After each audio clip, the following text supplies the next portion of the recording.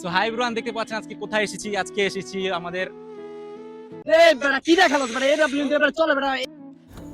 আমি যেখানে যাই সেখানে দেখি এই ধরনের পোলাপাইনগুলো শুধু পাবজি এবং ফ্রি ফায়ারে পড়ে থাকতে। জানি না এদের সামনের ভবিষ্যৎগুলো কী হবে।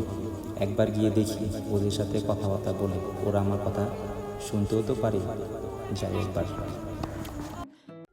বেটা কি খেলাস বেটা, যা।